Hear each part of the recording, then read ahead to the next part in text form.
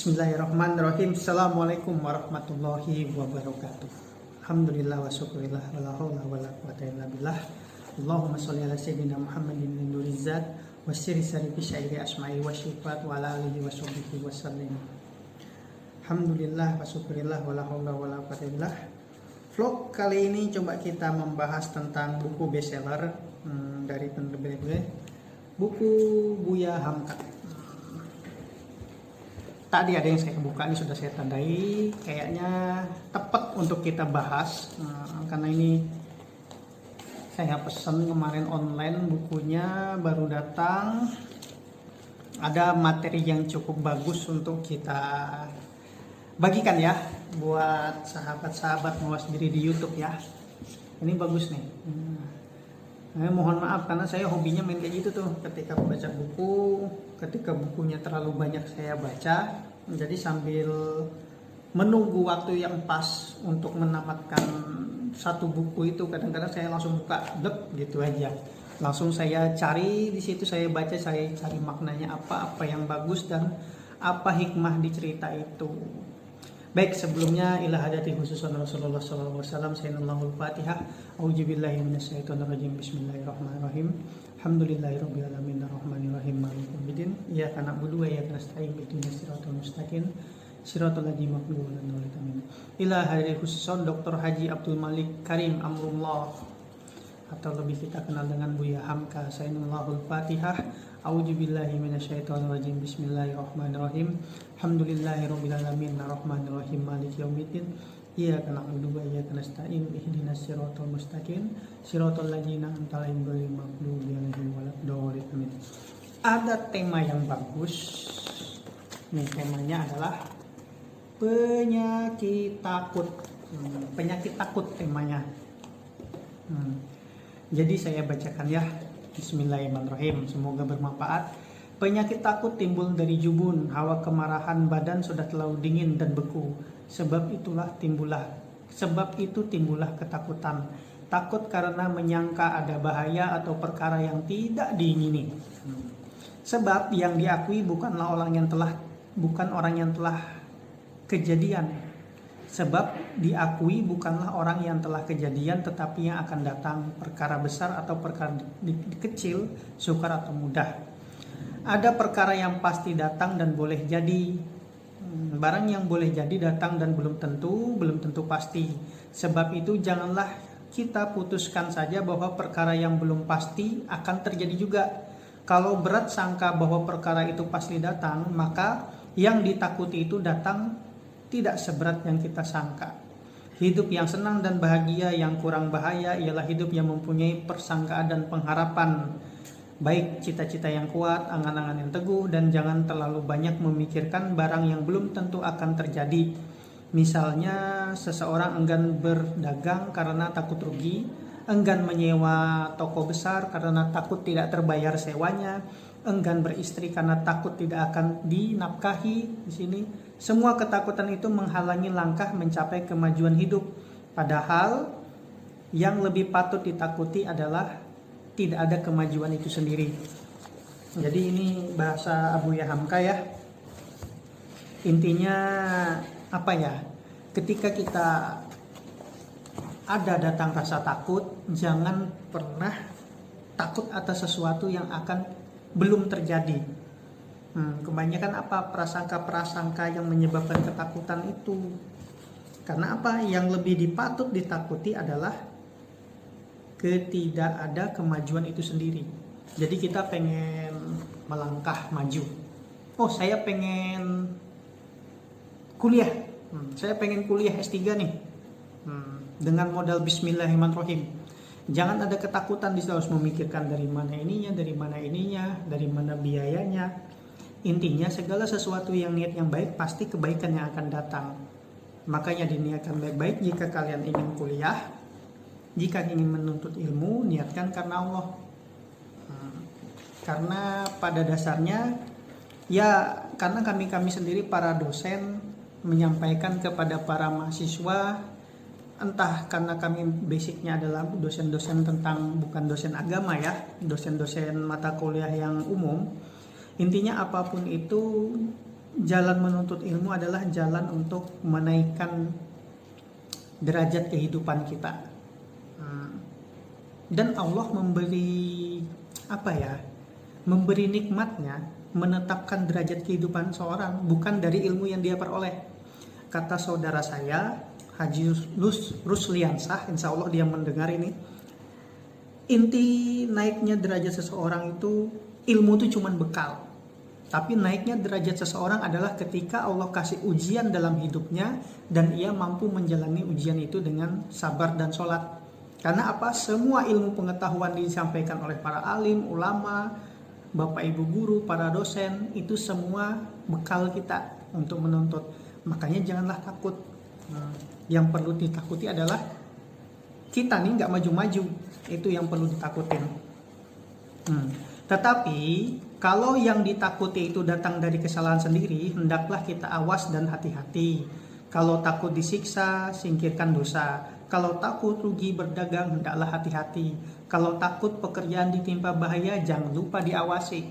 Kalau segala usaha ikhtiar cukup dilakukan dan dalam hati masih aja ada ketakutan juga, itu namanya penyakit. Buya Hamka menyarankan pergilah kamu ke dokter. Karena kalau memang juga datang dari bahaya itu, padahal ikhtiar usaha sudah cukup, tidaklah seseorang yang sehat akalnya merasa takut dan menyesal lagi. Berarti ada sesuatu di hatimu. Kalau semua usaha sudah diusahakan, jalannya sudah, masih aja ketakutan nih. Bisa jadi penyakit kita di situ. Pergi ke dokter. Lanjut, ketakutan yang begini karena dia datang dari pikiran, maka obatnya ialah dari dalam pikiran juga. Misalnya seseorang yang berdagang takut rugi, hendaklah diobati dengan perasaan bahwa jatuh miskin itu bukanlah penyakit. Sebab orang yang lebih miskin pun bisa hidup. Yang jadi penyakit ialah ketakutan itu. Ingatlah bahwa seorang manusia dilahirkan tidak berharta dan berkain sehelai benang juga. Kemudian dia kembali ke akhirat hanya dengan 3 lapis kafan. Semua itu adalah biasa, tidak perlu ditakutkan. Kemudian takut kepada perkara yang mesti datang. Lanjut ya. Perkara yang di atas tadi ialah ketakutan atas perkara yang boleh jadi datang dan boleh jadi tidak.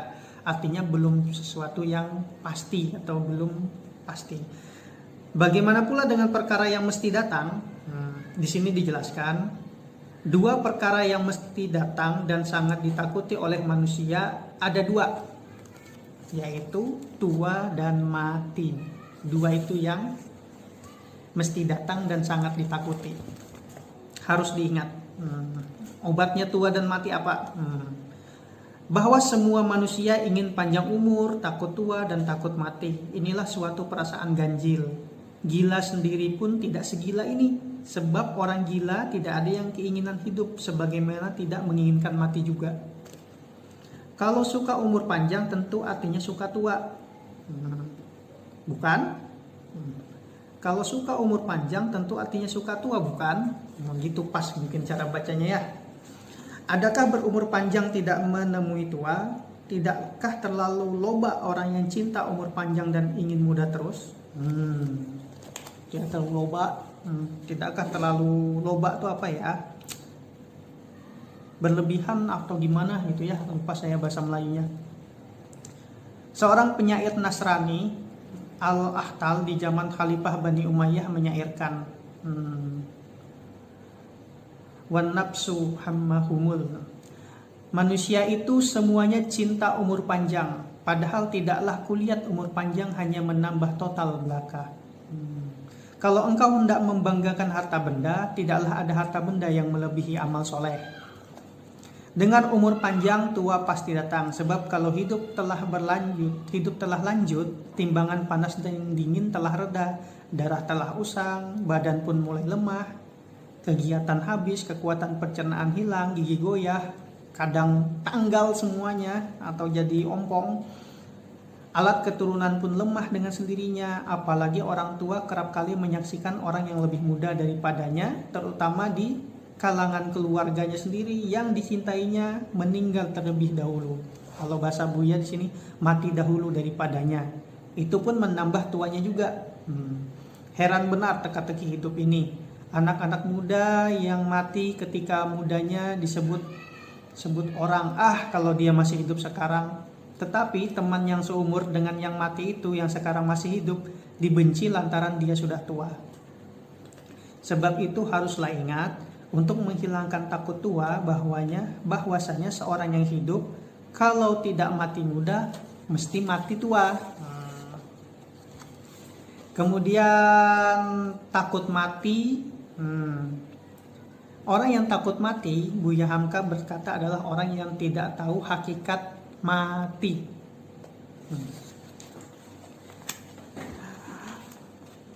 Orang takut menghadapi mati karena 6 hal.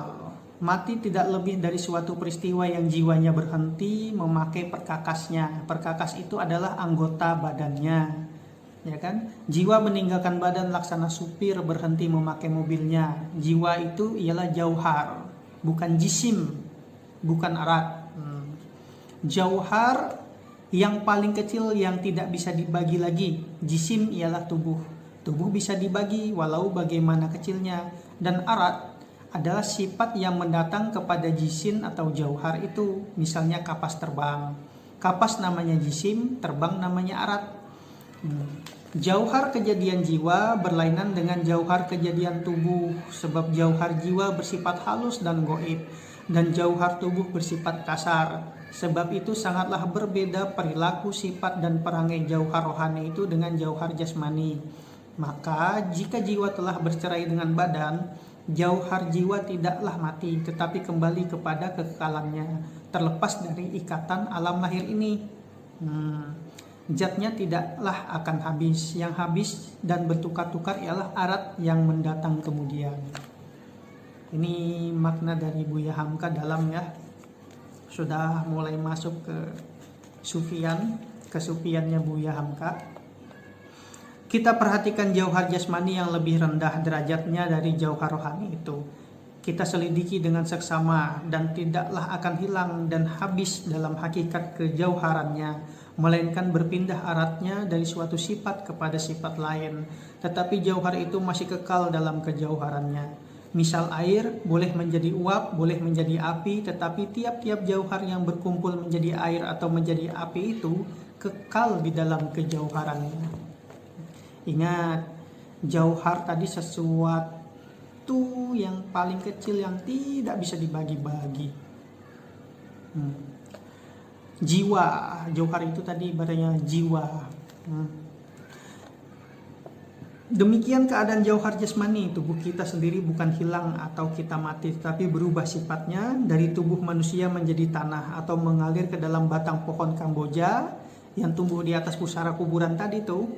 Atau sebagian jantung kita mengalir menjadi sekuntum bunga melati yang tumbuh di kuburan. Tetapi jauhar rohani tidaklah menerima pergantian dan pertukaran sifat. Tidak menerima arat pada zatnya, tetapi menerima sifat yang lebih sempurna dan lebih agung. Sebab itu tidaklah dia hilang. Maha kuasalah Allah yang dapat membangkitkannya pula kelak menurut asal kejadiannya. Kemudian lagi ada topik tidak insaf kemana kita pergi sesudah mati. Jadi gini, orang yang takut mati karena dia tidak tahu kemana akan pergi sesudah mati, dan tidak tahu bahwa jiwa itu kekal, tidak tahu pula kaifiat dan keadaan di hari kemudian. Orang yang demikian pada hakikatnya bukanlah takut mati, tetapi tidak tahu barang yang mesti diketahui. Jadi inilah kenapa kita wajib belajar ilmu-ilmu pemulangan. Ilmu pemulangan itu kalau di bahasa Melayunya, siap nggak kita nih berpulang? Kalau kita nggak punya ilmunya, ya itulah dia, kita takut mati. Cuman para nabi dan rasul bukan tidak takut mati, ya.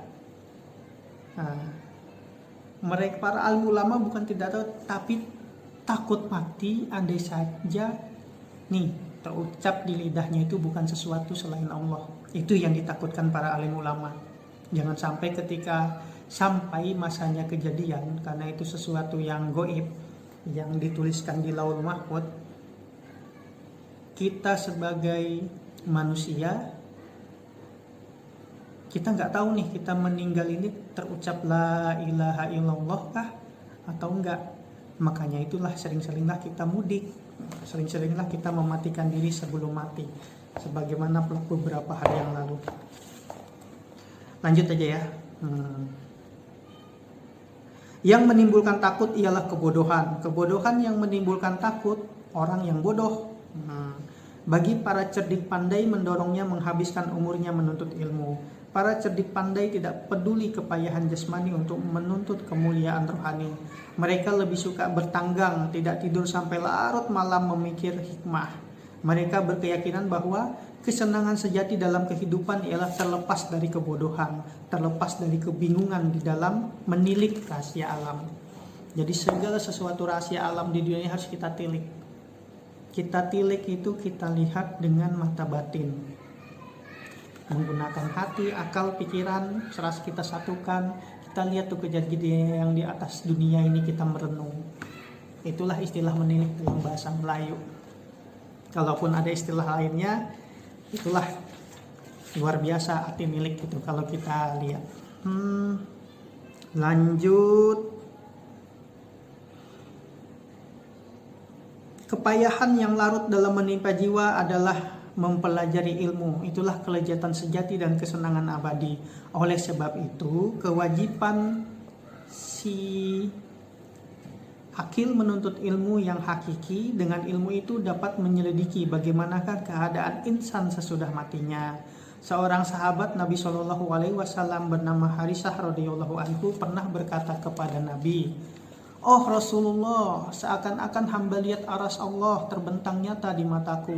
Seakan-akan hamba lihat ahli surga itu hidup di dalam bersukacita, berziarah-ziarahan, saling ajong sono kalau bahasa silatnya. Dan seakan-akan hamba lihat pula ahli neraka menerima siksanya, melaknati yang satu dengan yang lainnya." Ilmu yang sebagaimana didapatkan oleh Harisah radhiyallahu anhu ini didapatkan dengan menyelidiki hakikat diri sendiri, menyelidiki hubungannya dengan badan kasar, bagaimana khasiat dan pengaruh jiwa, apa yang disukainya dan apa pantangannya, hadapkan kemana tujuan kesucian, dan hindarkan dari kerendahan dan menghalangi kesempurnaannya. Karena kehendak rohani yang suci amat berlain dengan kehendak ikatan badan yang kasar. Oleh karena itulah Islam menyuruh kita berpikir, menyelidiki, merenungi. Disuruhnya kita bangun tengah malam, waktu gelap membawa kesunyian, di waktu yang cahaya lahir gelap dan cahaya batin terang.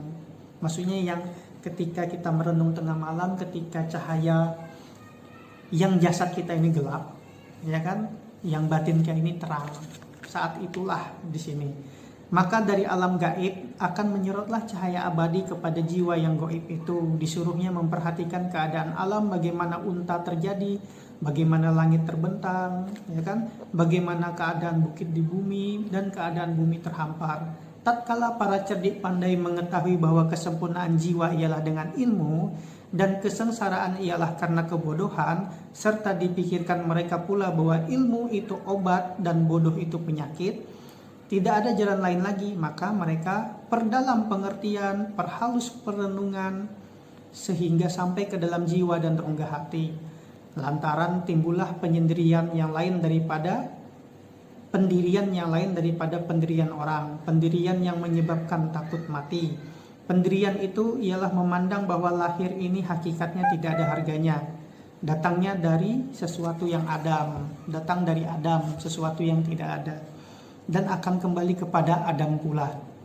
Yang tiada akan kembali kepada yang tiada.